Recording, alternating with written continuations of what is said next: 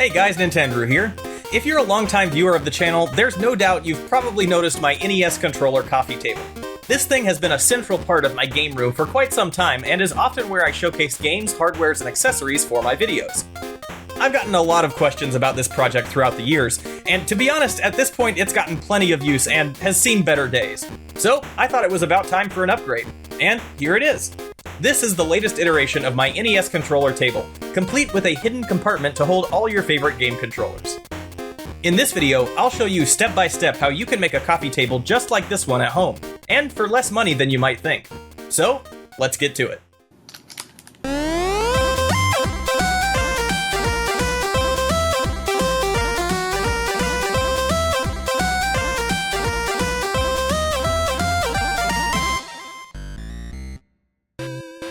Alright, let's get started.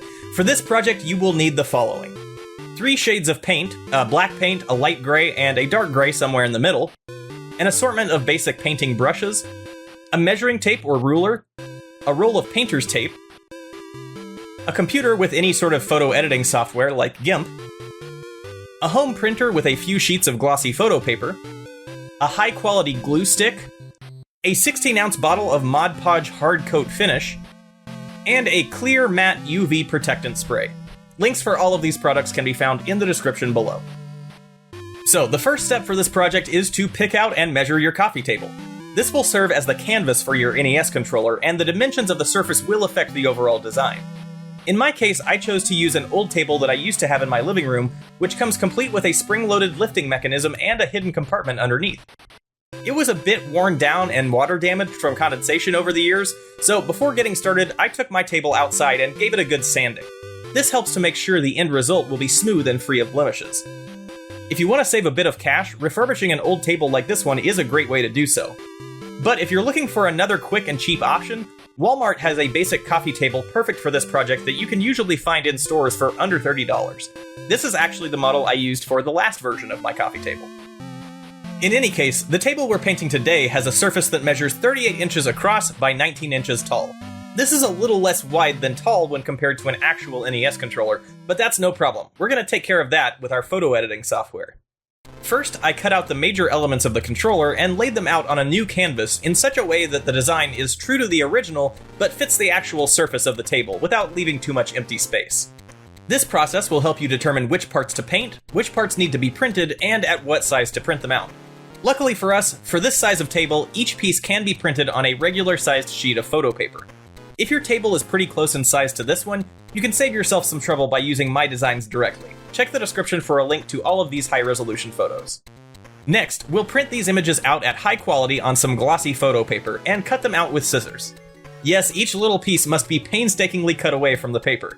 Some of the letters can be particularly tedious, but to save some time, I filled in the inner areas of text with their respective background colors, so we at least don't have to worry about cutting out all those inner portions. I recommend using a craft or utility knife for precision on some of these smaller pieces. After a bit of work, you should end up with something like this.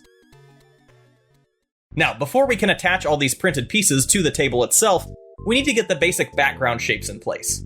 For this, you'll want to break out some painter's tape to make those lines nice and sharp. We can use our photo editing software to measure how wide each part of the border and the other basic elements should be, but if you're not too worried about being precise, you can choose to eyeball some of these measurements. The top portion of the light gray border is about 3 inches tall, and each other side has about 1 inch of this light gray color. But don't forget the sides of the table, make sure you get them covered as well. Just to the left of the center of the controller face, we'll also be painting 4 dark gray horizontal bars. This will give us a frame of reference for when we glue down the start and select buttons, as well as their labels. Now, the NES controller doesn't have a lot of sharp corners. Most of these shapes have rounded edges, so you'll want to grab a smaller brush to smooth out some of those harsh right angles. You don't have to be super precise with this, but you can use a bottle cap or a tube of paint as a stencil if you like. Once you're done with this base coat of paint, it should end up looking something like this. Now for the fun part. We can finally start to lay out each individual printed piece and see the whole thing come together. Break out your ruler or measuring tape again to quickly and accurately line up each piece. Then you can use any sort of glue to stick them to the surface of the table. I recommend using a high-quality glue stick for 2 reasons. One, they tend to dry clear in case you accidentally get some glue somewhere you don't mean to, And 2, because it's not super quick to set, you can still move and shift around those pieces of paper for a little while after placing them down. Once you're happy with everything, it's time to seal it up. Break out your bottle of Mod Podge and apply a consistent layer across the entire surface with a wide paintbrush. I recommend using the hard coat formula in the hopes that it'll be a little bit more water resistant for when cups are placed on the surface and gather condensation.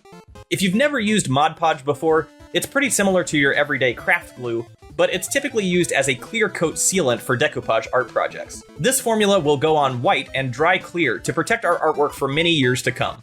I recommend you apply at least 3 coats with at least 1 hour between each application to get a nice, smooth surface. Here's a tip. You can also use a cheap squeegee from any dollar store to help smooth out that liquid as well.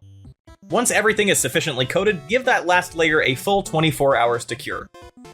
And finally, to further protect our table from any marks and scuffs, we'll take it back outside and apply a UV protectant clear coat spray. A matte sealant like this one will help further seal the hardened glue and prevent against bumps, scratches, and water damage. It'll also help to mask any smaller irregularities or brush strokes in the surface by diffusing light across the table instead of reflecting it. Make sure to apply a couple of light, even coats and give it plenty of time to dry before bringing it back inside. And with that, our table is complete. If you chose to pick up a table with a spring-loaded compartment like mine, you now have the perfect place to store all your favorite controllers, memory packs, and other accessories. This NES-themed coffee table is a great fit for any game room, and just a really fun weekend project for DIYers and Nintendo fans alike. Thank you so much for watching. I really hope you enjoyed this tutorial. As always, if you did like the video, please do consider subscribing to Nintendrew for all sorts of cool gaming content, and make sure to share it with any friends who might find it interesting. Otherwise, I'll see you next time. Bye!